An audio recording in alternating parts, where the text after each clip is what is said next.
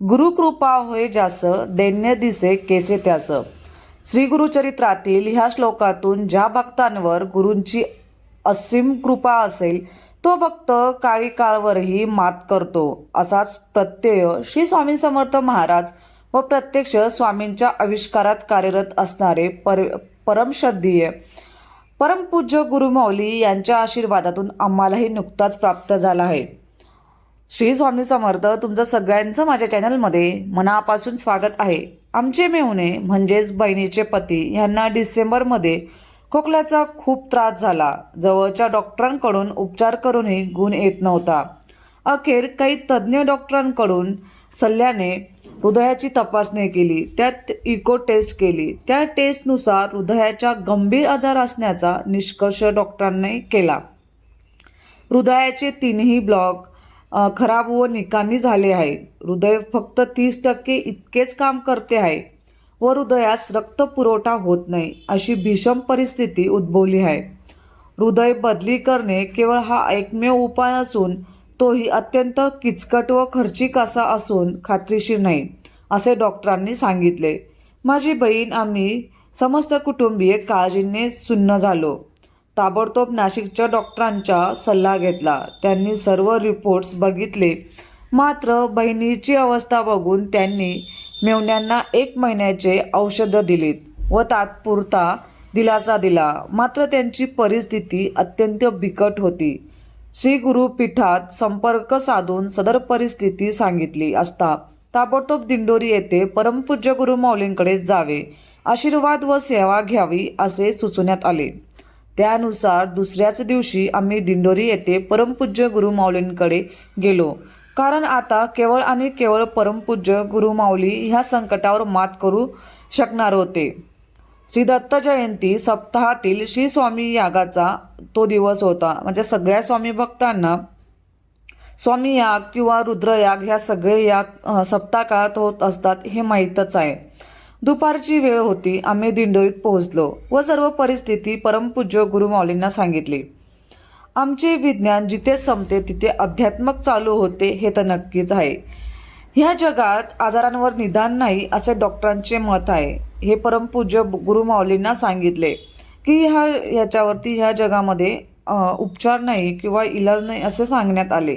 त्यावर क्षणाचाही विचार न करता गुरुमाऊलींनी म्हणतात त्यांचे विज्ञान आता संपले, परंतु आपले अध्यात्म आता सुरू झाले। मेवणे व बहिणीस धीर देऊन परमपूज्य गुरुमाऊली म्हणाले, आज रात्री 3 वाजेपर्यंत त्यांचा कालिकाळ बिकट होता। मध्यरात्री 3 वाजेनंतर त्यांच्या प्रकृतीत सुधारणा होईल, परंतु महिन्याभराचे कालखंडात समस्त कुटुंबियांना त्यांच्या नावाने 1.25 लाख श्री महामृत्युंजय जप व त्रिकाळ डोक्यावर हात ठेवून श्री ललिता सहस्रनाम, धूमवंती मंत्र, तीर्थ तसेच श्री स्वामींची सेवा करावी। कपालेश्वर व कालभैरव महाराज तथा श्री स्वामी समर्थ महाराजांचा मान सन्मान करावा अशा आशीर्वादपर आदेश गुरुमाऊलींनी दिला। परंतु गुरुमाऊलींनी आम्हास नारळ दिले नाही। दुसऱ्याच दिवशी रुद्रयाग होता।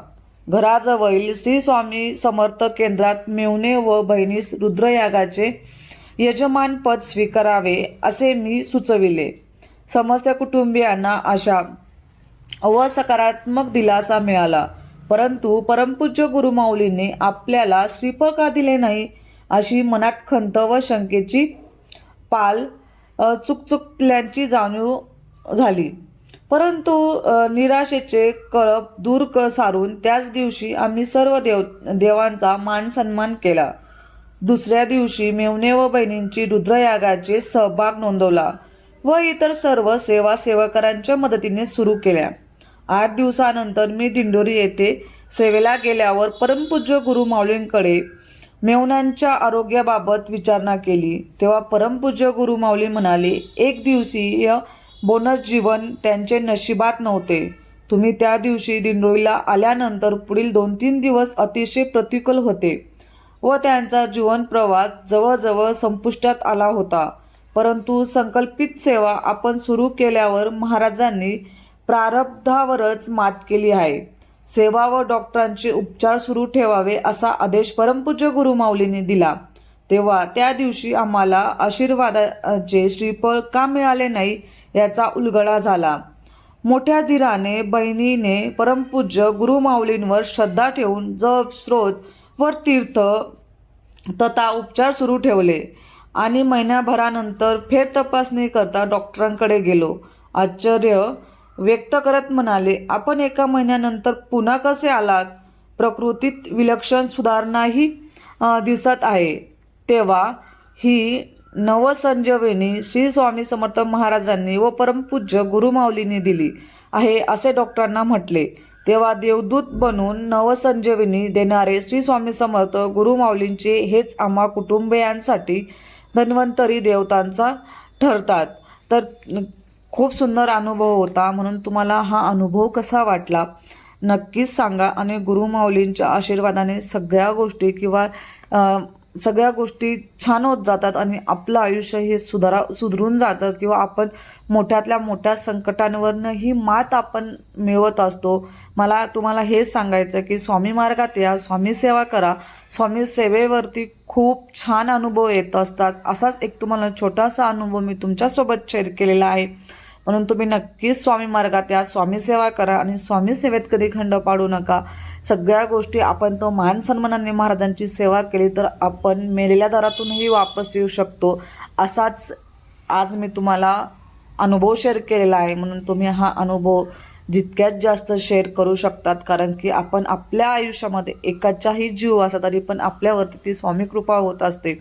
म्हणून तुम्ही नक्कीच हा अनुभव जितका जास्त शेअर करता येईल तितका जास्त शेअर करा आणि नक्कीच तुमचे अनुभव कमेंट्समध्ये सांगा आणि तुम्हाला कोणकोणते अनुभव आले तेही सांगा.